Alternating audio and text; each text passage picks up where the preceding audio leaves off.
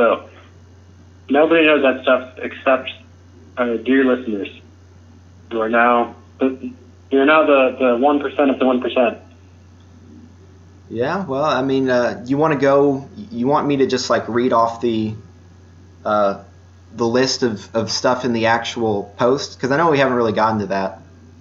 Or do you want to just talk about something else if you have something in mind? Well, I think we have an hour and a half of good but very rambly content so far. So we could do worse than actually hitting one bullet point. maybe two.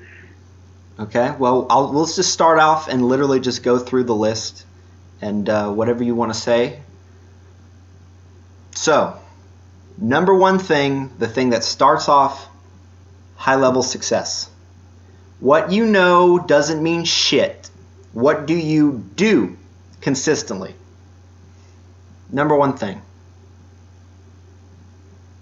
Yeah, this is something that Brian Tracy harps on too. And as I mentioned, I have a ton of respect for Brian Tracy. I know he is basically a snake melon, but he's also a very altruistic looking snake melon. And he's very smart. He's studied, so I don't think he's done a very good job of putting together what he knows about principles of success, but he has done a similar project that's where he started out trying to research the exact same thing. What makes successful people successful? And he will tell you the exact same thing. What do you do consistently? A great life is made up of a series of great days, is what he says. Oh, that's right. That's right here. That's right. Where is it? It's the fourth. It's the fourth one. I picked that from a YouTube video. That's great. I don't read. I don't know how to read. That's amazing. 1, 2, 3, 4. You bring it up. It's the fourth one in this document too, because that is so important. Quote, a great life is made up of great days. That is the level to work on first. If you want an amazing life, start off by living the most perfect, productive day you can right now. I probably read that. I bet that's why I was thinking about it. No, but I've... that's absolutely true. Brian Tracy. If you want to write books, you have to write pages. It's the same thing. Objectively, he should be much more evil than he is, just from the hook nose and all this stuff. But look, I've looked into the guy. I can't find anything bad about him. Seems to be fine. No, he's a solid dude. I don't think he has downward nose or anything. Is that a major distinction? I didn't know. Yeah, there's a difference between hook nose and downward nose. So basically, I have not seen an example of downward nose proper, which was not an overriding bad feature, which did not come paired with a bad personality. A great example is that anti-Gamergate girl. I don't think it was Zoe Quinn. It was the journalist girl. Oh, I don't know. The one who was sleeping with. No, that was Zoe Quinn, wasn't it? It could be. I don't know my shit. But anyway, she actually has a very altruistic looking physiognomy, except for downward nose, which basically confirms for me what we all had suspected all along, which is that it's an overriding bad feature. And I don't think Brian Tracy has that at all. Hook nose is where you just have the front coming down a little bit, whereas for the most part it's level. Oh, and maybe I have a little. And that appears to be associated with deliberateness. Okay. So that would be a person who sort of gets their hooks in something and just continues to drag themselves through it, like patiently and ambitiously, and so it's actually it's a good trait to have on your side for sure. Definitely not a good trait to have in someone who doesn't think well of you, but it's a very productive thing. Are you talking about downward nose is just straight predatory? Are you talking about what Vox Day's nose does at the very end, like that little tiny? Probably. It's been a while since I've looked at him, but I just like to trash him. I like to trash him however I can. Well, he's definitely predatory, but it's unclear what it's unclear what comes from what, right? He's he's an extremely hybridized person. He's like the archetypal cosmopolitan, like who is not also Jewish. 56%. Well, if you think about it, he's also he's got a sort of slight build by nature. He's got the extreme verbal IQ. I mean, all of the traits are there. He's a very cosmopolitan person. So, but being as mixed as he is, it's kind of hard to make out what's what in terms of traits. Really, if it weren't for all the nerd shit, he should theoretically be a very successful person. It's just his personality and his interests that have. And I'm not saying it would have been better for him to be, traditionally more successful, although he could have certainly done things better than he has. Definitely, but well, yeah. I think the inflexibility was probably the thing. Like, he could have had the book deals and stuff. I mean, I don't mind trashing the guy at all, but it is actually his intellectual integrity that held him back from being like a prominent New York Times type of editorialist. Selling shit books and compromising on things. Okay.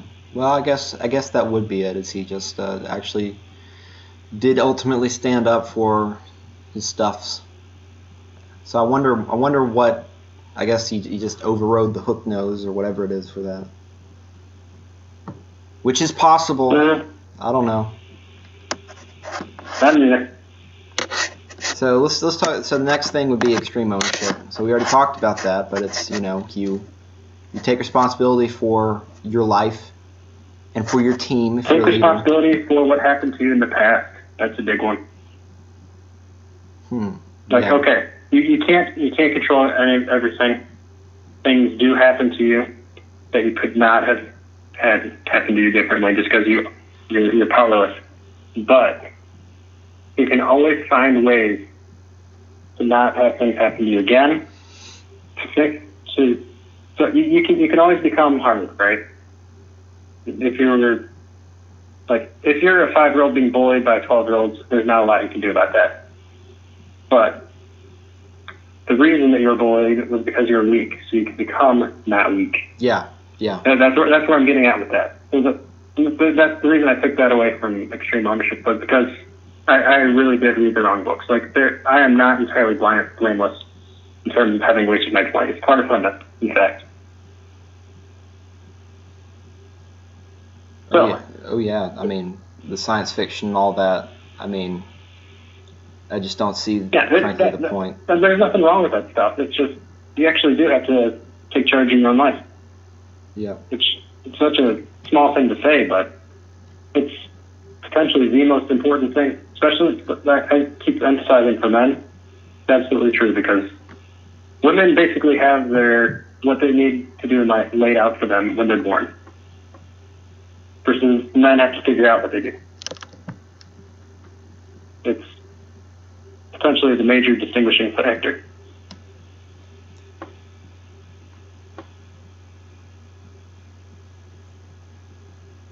So you want to talk? Sorry to interrupt you again. What? So sorry to interrupt you again. It was a pretty good rant, though, I thought. Oh yeah, I mean, dogs. Okay. I'm kind of distracted right now. Are they back? Can you hear them? No. It does. No, we're not getting interrupted again. We'll just go to the next thing. So this is another huge one, and this is about gratitude. So you are a human. You're not an insect. Your life is likely better than 99% of the people that have ever lived. You aren't fighting at Iwo Jima. You aren't dying from the Black Plague. You have to step back and realize just how good you have it. You need to be very, very, very grateful, and you need to put your suffering in that context. Like a lot of these guys, it's like, well, really think about what level of pain and suffering you're at, and unfortunately, things can be much, much, much, much. I don't even know if there's got to be some kind of limit, but things can get so horribly bad that just realize you're not there. You are not there. Whatever. Yeah. I mean, it's just, you know. You still have the internet. You still have water. You still have food. Man. Likely. I mean. You're right. That is worse than not having the internet. I mean, you aren't. I'm sorry. I'm being glib. This is actually a really good point. Yeah, I mean, how many times throughout humans have actually gone extinct? Almost gone extinct a couple times, and so just conceptualize being one of those people, or fighting at Iwo Jima, or being in World War I in a trench. And then you run towards a machine gun because someone told you to, and then you get shot like 50 times in the chest. And or maybe you have a absolutely horrible degenerative disease, or maybe you get blasted by shrapnel and you lose your senses for the rest of your life, or maybe you're in a coma but you're not really in a coma, and people just kill you. I mean, look, there's so many. Hey, I can black pill. I can come up with some absolutely horrible situations, and I mean, we could competitively black pill. Yeah, but I think the people listening to this can probably come up with their own black pills for ways that things could be better. I think it could be worse. Yeah, so things could be. They could so black much pill worse. better than us. Except I don't know. Could they? I don't know. I mean, I was thinking of like burn victims from Vietnam. That'd be pretty bad. Or if you get dropped napalm on you, that's pretty bad. You burned alive. Or just being alive, 10,000 years ago. I mean, you talk about 10,000 years ago. Oh, the melons. Oh, well, what if you were the guys actually building the pyramids? You think that'd been so great? Like, you think there's a pyramid now? What about if you're one of the building? skulls that went into the pyramid? Oh, yeah. They just dug up recently. Mm-hmm. Yep. That was a lot of people. I mean, just think about. Okay, first of all, think about how much it would suck to have your heart carved out, and you know that was coming too. Once the first time you get captured, you're like, well, I know how this ends because I saw how it happened to all those other people. But I mean, imagine living in a society where that's common practice. That was not the only thing that they had going wrong. I mean, society today, thankfully, just does that to unborn babies. Yeah. That came out a little black pill. That is horrible. That's not happening to you. At least we hush it up and don't talk about it. Yeah. I mean, you didn't get aborted. So hey. I didn't.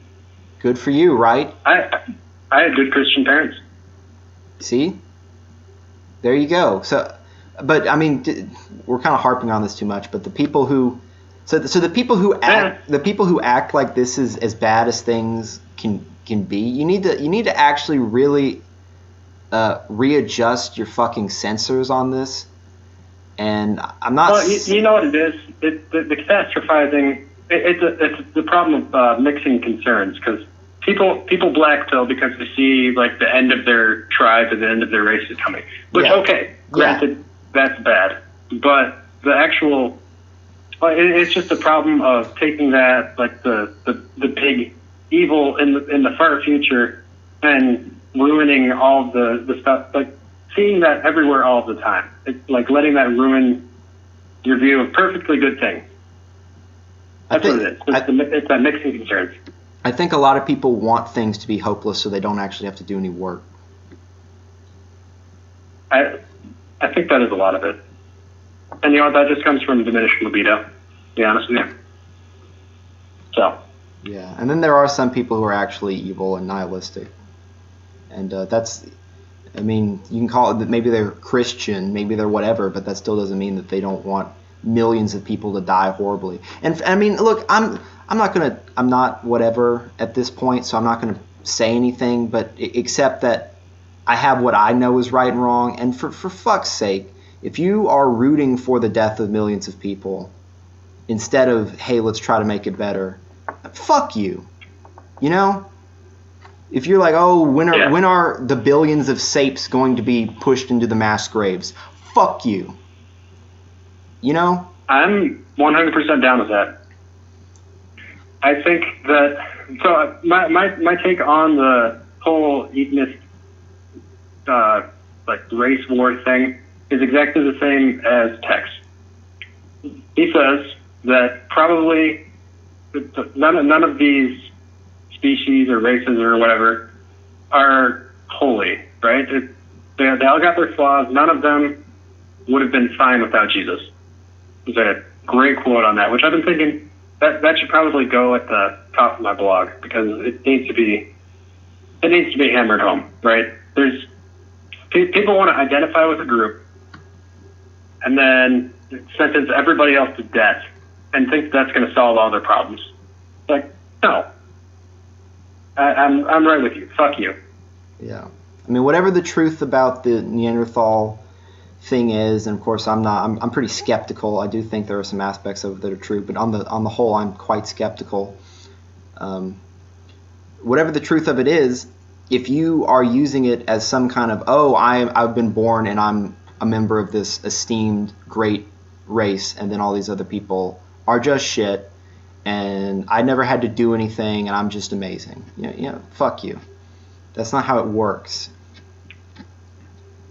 Now, I mean, that being said, there's some things, things true about that. So don't take what I said too far of like, oh, genetics don't matter, oh, these things don't matter, right? But if you think you're some kind of amazing person while saying yeah, we are not advocating for tearing down the borders on this podcast. Far from it. Yeah. Yep. Absolutely, we are in fact, not. That has been the major source of our distraction so far. If I don't miss my guess. But at the same time, while I don't want to tear down the borders, I don't think that if I were to go to Mexico and kill literally every single one of them, that would make me not only a good person but a better person. I don't think that. Maybe for survival's sake, that kind of stuff happens, right? Doesn't mean that okay, this is absolutely fine. We shouldn't try to not kill millions of people, you know? This should be common sense stuff, but people are, sapes. Well, you know what? Killing 8 billion people to me sounds 7 billion people sounds like something that these horrible sapes would do, you know? There's a line between the purity spiraling and the how do we say, like another quote from Tex, right? Like everybody's always looking to be the one who decides who gets pushed off the boat. Yeah, I mean it's exactly what you said. People with people in advocating for their genetic interests. Yeah, which fine, more power to you. But if you're going to do that, it's going to require work, not just advocating for mass murder. Well, yeah, that's true too. If you want to use Guto to kill millions of people, you can do that. But talking about it on a blog isn't going to get anything done anyway. So. Yeah, you're just playing let's you and him fight. Yep. But I already pointed out that there's some confusion regarding our case election. This is an interlude.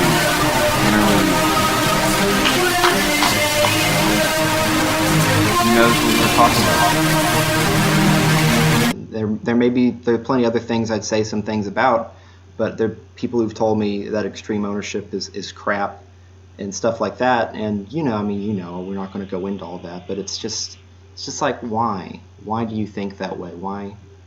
I get it. There's this prima donna aspect of success where people, especially with people who are born intelligent, where they just expect things to be given to them, basically. They just think that they're so great. And, well, so there's moral stuff wrong with that, but the end of at the bottom line, that attitude is just not as effective as the other one. That doesn't mean you can't. No, we're moral pragmatists now. Well, I'm actually entirely in favor of actual pragmatism. Not moral pragmatism, and not even entirely philosophical pragmatism. but there's a psychological, I think it's philosophical pragmatism, but in terms of getting shit done, pragmatism is absolutely the way to go. Yeah. Once you've decided, so I'm going to reference the Jordan Peterson thing here. Once you have actually begun to execute the movement, it's got to, like, your mind should be in a pragmatic. I need to actually explain the analogy. So when you decide to make some sort of motion, then your mind like decides to do it, and then there's a point where you can't stop it because your reflexes aren't fast enough. And so it's as if you had thrown a ball, because there's a point at which you can't actually stop the trajectory. Although with your reflexes, you might hesitate and pull back if you've got some sort of like crippling anxiety or something, like, which, that's when people choke, right? So you can choke, but you can't actually control your motion past a certain point. And so it's the same thing in life. If you're actually deciding on doing a thing, once you're actually doing it, then an attitude of pragmatism is the way to go, because you can always endlessly deconstruct things. You can always endlessly deconstruct, your plan. But eventually you just have to get up and do it. Yep. So at the highest level, you should be working towards what's actually the best conceivable thing and the best things at all the levels.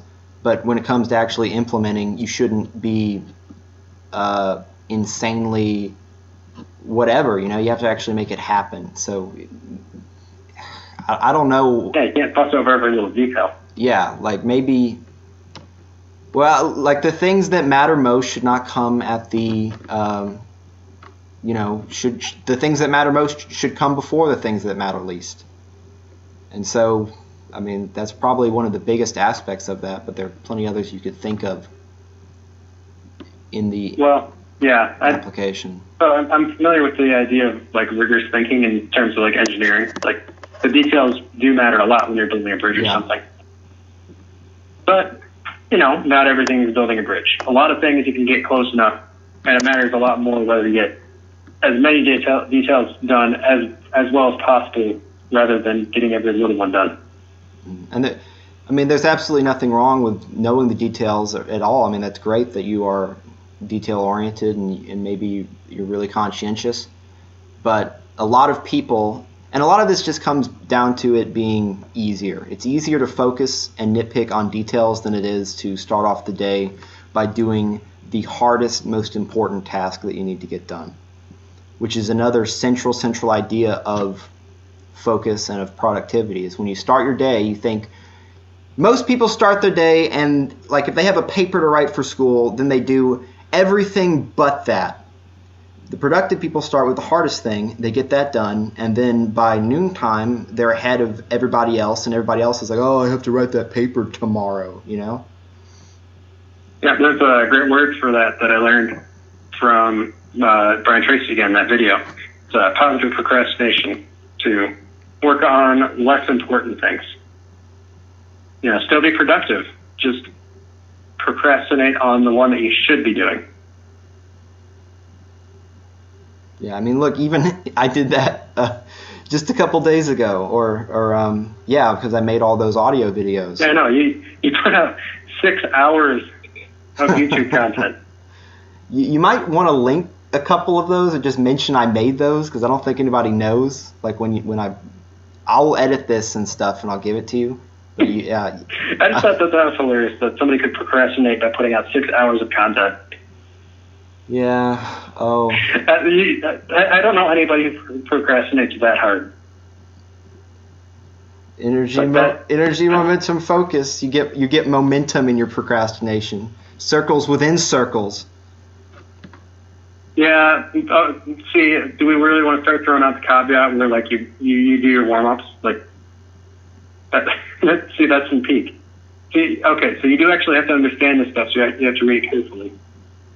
An example of that here, you do want to knock out the most important thing earliest in the day, because that is when your willpower is maximized. That's the reason for that. It's not some sort of metaphysical thing, because that's when you're actually going to be most effective getting it done. That said, it's really important to have a routine just before that, Yes, where you yeah. warm up, Yeah. and you do that by working on less important things. Your warm up is by definition not as important as the thing that you're trying to accomplish, but it does build up that momentum. Okay. So, piano players will play their scales before they start rehearsing the big concerto that they're going to be putting out. But, so, see, these are all nuances that you can't get into unless you actually read the thing. So that's, podcast is a great format, but it's inherently limited because you can't really get deep understanding. You can only get sort of top level familiarity, and it just reminds you to think about this stuff and care about it. Yeah, you really do have to actually have all this sort of deep level knowledge, and the importance of the deep level knowledge is so that when you come to making a decision, you can make it quickly.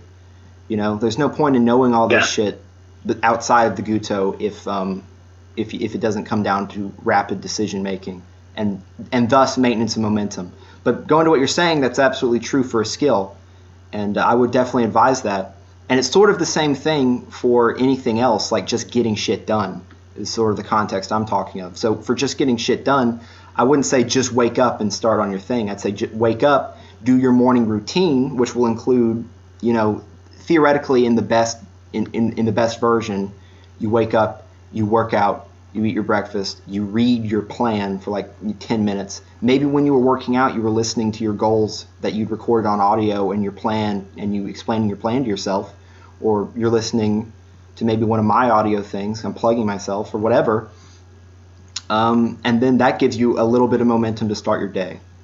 And then you go into your first task. But another reason why you want to do the most important task at the start of the day is also because momentum. Because if you start your day off by doing the hardest thing, and then you knock it the fuck out, and then everything else is just easy. I mean, it just feels amazing. And then people are wondering, like, oh, well, hey, you have some swagger. It's like, what did you do? Well, I did 3 times what you could do in 2 days this morning. Yep. That's why I have some swagger. And that pays off with every little interaction with every person and every task that you try to accomplish. That's the same as the sort of confidence that you can get over time by being really good at something. It's that same swagger. I mean, it's like what the game guys, and I'm not an advocate of the pointless casual sex, but what the game guys would say in terms of like warm-up sets of approaches. Like you approach like 20 girls, and then you have momentum, and now suddenly you're good at it. Suddenly it's easy again. And of course you'd have to have some actual practice under your belt, but Yeah, it's just getting back in the flow of it. Yeah. I don't know exactly. We got nice and autistic about the actual application of that there. That was nice. Oh, it was good. I mean, momentum is probably the thing to get most autistic about, because conceptually it's not the most complicated, but it has probably the most caveats and the most things to actually explain. But as long as you remember... Yeah, versus energy, you just tell people, take your damn vitamins. Take your vitamins. Don't listen to music that takes away your energy, whatever it is. Listen to stuff that actually physically makes you feel more excited. Watch movies that do the same. And I don't say you can't have any negative art. I mean, there's plenty of negative art with actual really meaningful stuff. I just say, watch it, get the meaning from it, maybe even write it down, take notes, and then you don't have to re-experience that very often, Like I watched All Quiet on the Western Front a couple months ago. I thought about putting the notes I took from that in Guto. Maybe I will, but it's sort of just like, oh, war is actually hell, and so the big lesson I took from it is that if I were ever in a position to make a war happen, or to be in charge of, or for whatever reason to have violence attached to my name, of course in a legal and lawful sense or whatever, you got to make sure it fucking works. It's not some kind of joke. I mean, it is absolute fucking the worst imaginable thing, pretty much. And that's kind of the point of it, is making the most horrible thing possible happen to the other guy. And they're also trying to do that, and it's just a competition of who does it better. Right. But, of course, World War I was even a bit of an exception because, another big lesson I got from it, which was not a lesson, I've realized this before, but it got put into writing, so now it's like real, you know? There's something more real about it, to me. And I think in a practical sense. But, I mean, these were, for the most part, you know, conservative, religious, right-wing, many of them monarchy systems. And, you know, someone like my brother, you know, he's a big fan of all that. And it's like, you know, giving one or a few people all the power, I mean, I'm not a fan of democracy, obviously. But it's just like, wow, this isn't a good solution at all. I mean, this sucked. So that's a whole geopolitical thing. We'd have to think a long time and talk about all that. But that's an example. Yeah, it's like, and as far as the war and how things goes, I don't want to get quite back into the angry portion, although I did enjoy it. That is the number one thing that pisses me off about people advocating for exterminations and wars and civil wars, as if that's going to be like this walk in the park where, you know, the evil people are purged and none of the good guys die because they just march over the corpses of their enemies, you know, singing these rousing military melodies. It's like, no. War is... You don't win unless you're a worse person than the other guy, which... So that's a black pill thing to say. But there is a very strong element of truth in that. Yeah, I mean... Alan? Abstraction is it's a necessary thing, but abstraction is, I mean, it takes you away from the truth in many, many cases. I'd have to think about if it was most, but like people they don't think of the reality of many things. Like, oh, what's the reality of my plan? That's and you talk about normies or Gen Z, but this has been going on a really long time. I mean, leftists are, you know, for almost all of them, practically all of them, more in delusion than reality compared to right-wing people. But almost everyone's just in so much incomprehensibly deep delusion and abstraction from reality. And this, of course, is what has given humans the ability to be as effective as they are, right? I mean, you can't throw this stuff out per se. But, no, another danger. Hey, we could get really autistic. Yeah, don't throw out your ability to abstract. There are actually people who advocate for not like removing the prefrontal cortex, but they say that that's the problem with humanity today. That's retarded. It's a real thing. More people think that than you might believe. That is no, because to be frank, morality comes from abstraction. If you want to, I don't want to black pill too hard, you know, right? I mean, there's the good side to the abstraction. There's the abstraction of your family as being connected to yourself, right? Do you want to get rid of that abstraction? Do you want to? Of course, you know. I'm just saying. When you say, hey, let's kill a bunch of people, realize that you're just talking big. Why don't you watch some footage of people getting shot in the fucking face, you know? Or if you're a leftist and you're like, oh, my body, my choice. Oh, why don't you watch 10 videos of abortions and the babies fighting and them getting picked apart by scalpels and the blood going everywhere? You say take it away from the level of theory and put it into reality. What is this actually?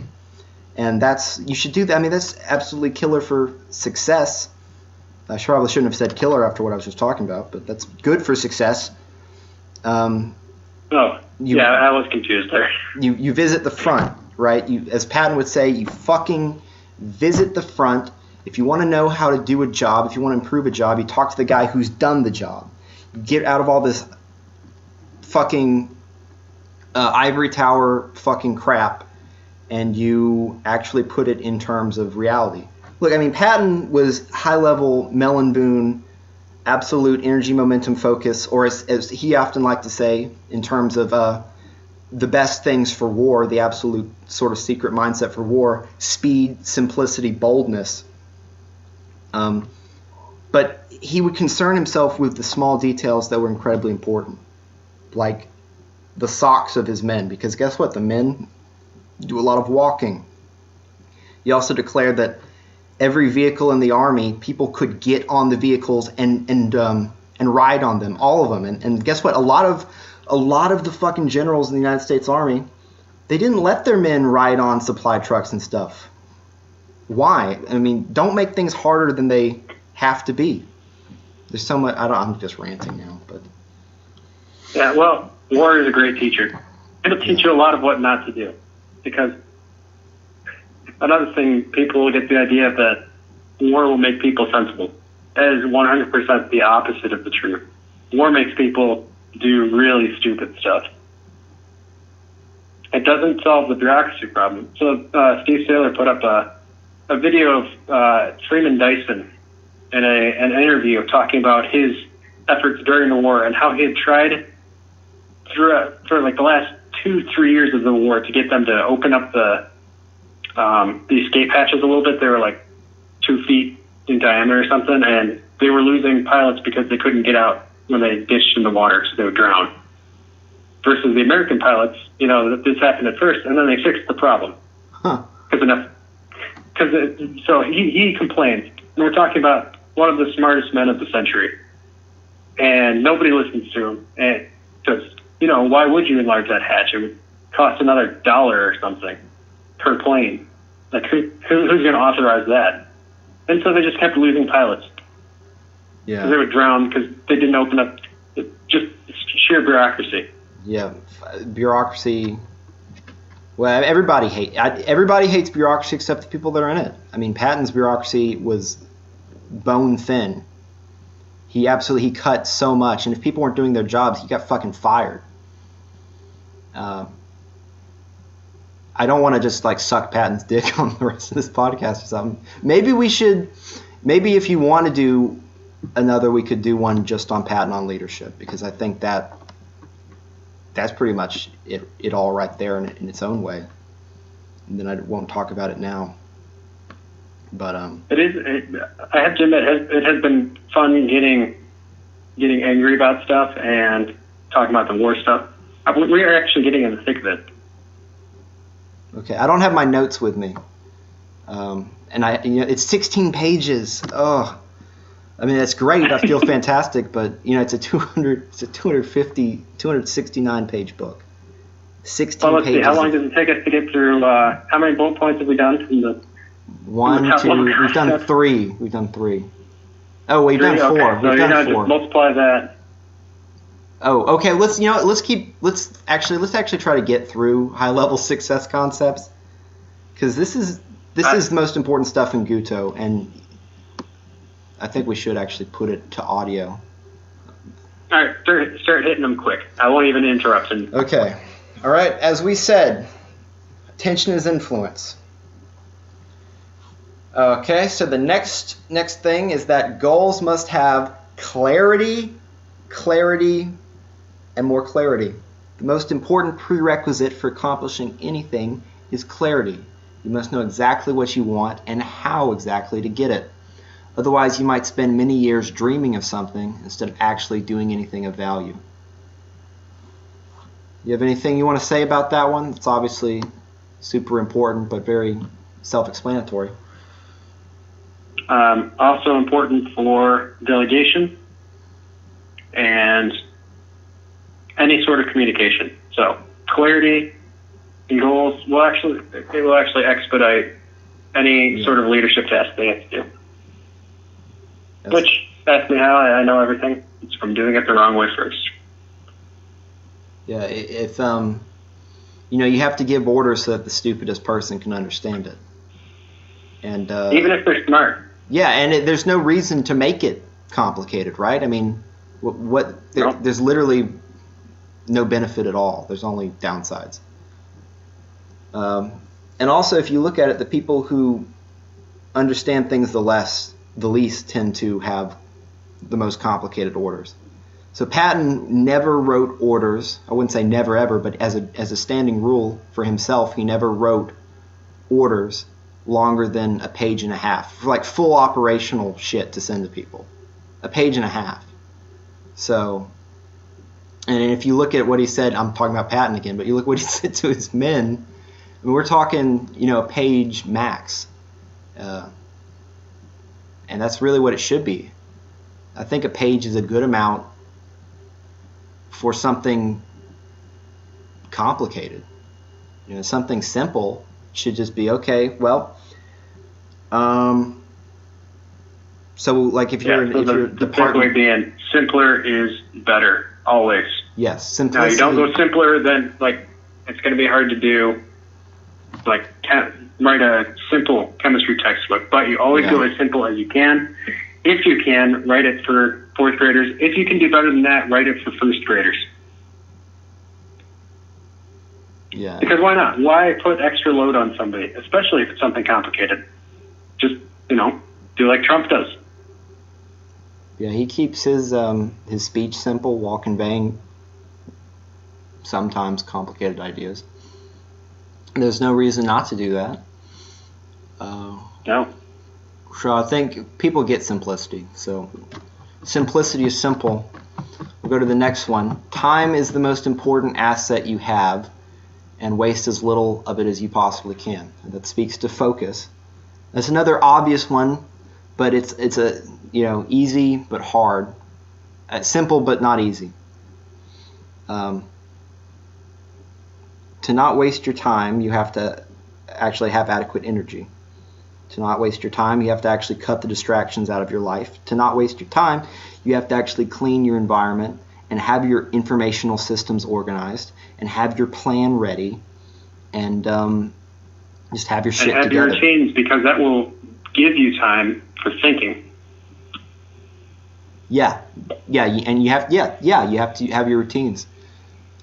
Absolutely. Like in your actual phenomenological experience of the world, you will have more time if you have routines, because you won't spend extra time thinking about shit that doesn't matter and wasting time on things that could have been accomplished much more efficiently with routines.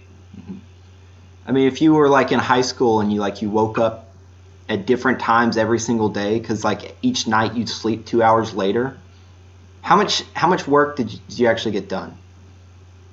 Was that fun doing that? It was actually really stressful to have a constantly changing circadian rhythm and schedule and all this, So yeah, I've done that. Absolutely true. Can't recommend it. But that is kind of like destroying too. Like if you have just that going on, that is more of a strain than just having bad water is a great step up from that. Yeah. That's chaos. That's actual chaos. Yeah, I can't recommend it.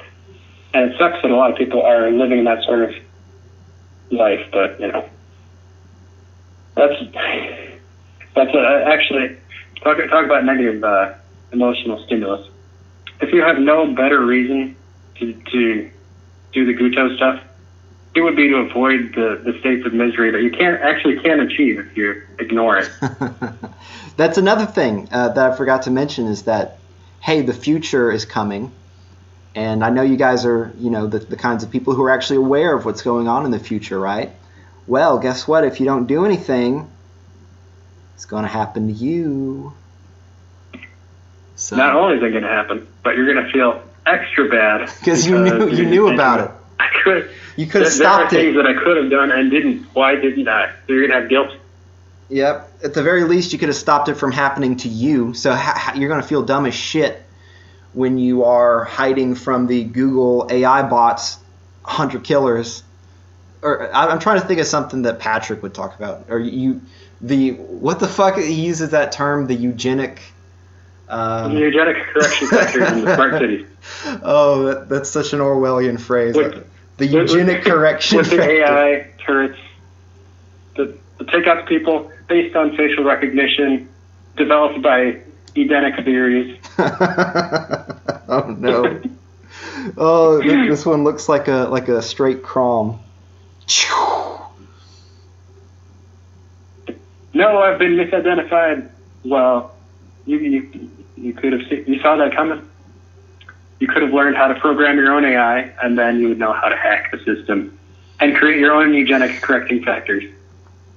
Oh man, maybe that's Patrick's actual goal, is to get everybody to study robotics so we can adjust the correction factors with our hacking skills. Patrick, if you're listening to this, those are certainly interesting podcasts to listen to. There is some good info there, definitely. But eugenic correcting factor, yeah. So then he's kind of hard to keep up with. Yeah, I know he used to have that site. I didn't know what it did, ingzig.com, but I tried clicking on it recently. The link didn't work. Maybe the link never worked, but I guess there used to be a site or something. So I don't know. Yeah, there was. I think the projects got mixed, and then some projects got mixed, and so that might have been one of the casualties. Anyway. So the next thing, right? Or you have something to say? What would you have to say? No, I was just going to say it doesn't matter. We'll move on. How many bullet points are we at? I'm scrolling down, so I can't keep up anymore. We're only 2.5 hours in now, all told, plus distractions. We've been talking since a little after 6. That's not as bad as I thought. Yeah, I mean, we probably should call it soon, though. We'll get it done. I mean, if you want, like when you say, okay, we have 20 minutes, I'll literally just do nothing but read these out. If that's now, I'll just do it now. I say that's now because it's getting past my bedtime, and I want to keep a proper circadian rhythm.